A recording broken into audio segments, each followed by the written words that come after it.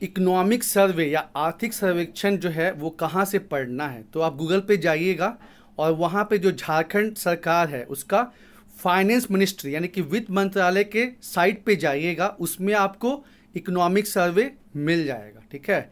और देखिए, economic survey और बजट मिला के 2 से 3 क्वेश्चन आएगा, तो उसके लिए 10 चैप्टर पढ़ना जरूरी नहीं है, वो एकदम बेसिक क्वेश्चन पूछेगा। और अगर आप पहला चैप्टर जो है उसको भी पढ़ लेंगे तो दोस्तों काम बन जाएगा। पहला चैप्टर जो है आपका शायद पेज नंबर 64 से स्टार्ट होता है और 15-16 पेज का है। ठीक है।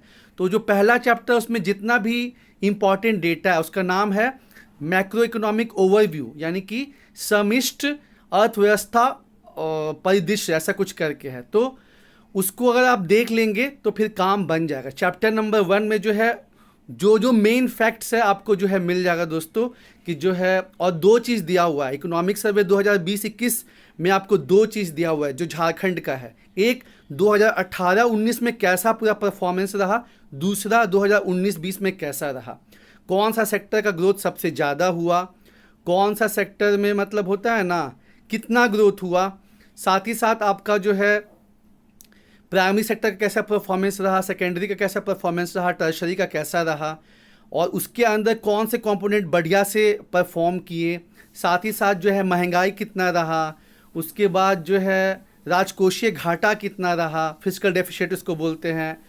तो ये सब चीज़ों पे आपको ध्यान देना है। फिर जो है झारखंड का जो पर कैपिटा इनकम है और जितने स्टेट्स हैं उसके बीच में उसका क्या पोजीशन रहा, झारखंड का जो अर्थव्यवस्था है वो भारत का, मतलब झारखंड का अर्थव्यवस्था कहने का मतलब कि झारखंड का जो जीएसडीपी है वो भारत के जीडीपी के तुलना में कितना प्रतिशत है, कितना लोग गरीबी रेखा से नीचे हैं।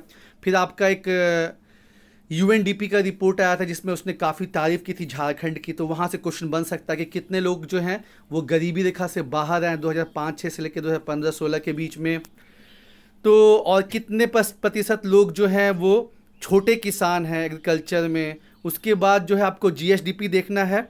जो भी आप मतलब इकोनॉमिक पढ़ते हैं ना, तो उसमें जो डेटा आता है वो 2 पैमानों पे होता है। एक होता है करंट प्राइस, ठीक है, अभी का मतलब उसमें देखते हैं, और एक होता है कांस्टेंट प्राइस, मतलब एक फिक्स बेस ईयर होता है उसके कंपैरिजन में। तो जो आप करंट वाले देखते हैं वो नॉर्मल कहलाता है।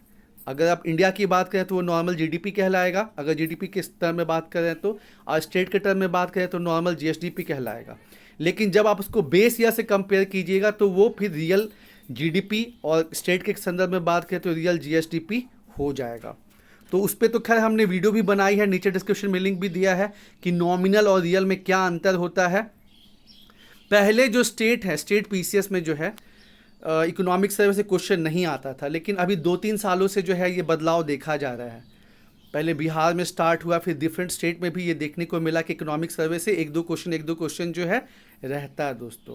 तो कहने का तात्पर्य यही है कि आप जो इकोनॉमिक सर्वे है, आर्थिक सर्वेक्षण, उसका पहला चैप्टर अच्छे से देख लीजिए जो पेज नंबर 64 से स्टार्ट होता है। ठीक है, आर्थिक सर्वेक्षण डाउन कर लीजिएगा, और पहला जो चैप्टर उसका नाम मैक्रो इकोनॉमिक ओवरव्यू है, समिष्ट अर्थव्यवस्था परिदृश्य, मतलब हिंदी में ऐसे ही कुछ रहेगा, और उसको आप देख लीजिएगा। 16-17 पेज का है और वहीं से क्वेश्चन बन जाएगा। पूरा जो है इकोनॉमिक सर्वे पे पीएचडी करने का पीटी के लिए ज़रूरत नहीं है, मेंस के लिए बाद में कर लीजिएगा। अभी मुश्किल से जो है 40-50 दिन जो है टाइम बचा हुआ है, क्योंकि 4th वीक में जो है एग्ज़ाम होने का पूरा चांसेस है।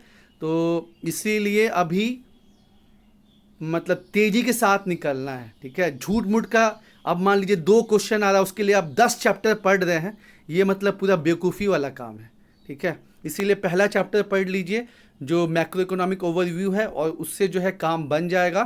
क्योंकि 2 से 3 क्वेश्चन जो है मैक्सिमम आएगा, 1-2 क्वेश्चन जो है इकोनॉमिक सर्वे से आ जाएगा, 1 क्वेश्चन जो है बजट से आ जाएगा। क्यों? क्योंकि ना जो जेपीएससी है वो बीपीएससी के टाइप नहीं है। यहाँ पे फिक्स है कि हिस्ट्री से 15 क्वेश्चन आएगा, मिसलेनियस से 15 क्वेश्चन आएगा, एकदम फिक्स है।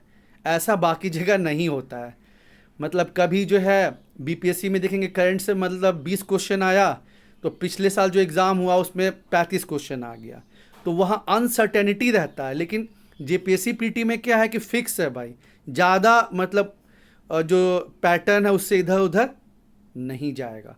तो इसीलिए बिल्कुल टेंशन लेने का बात नहीं है, चैप्टर 1 करिए, आराम से जो है काम बन जाएगा।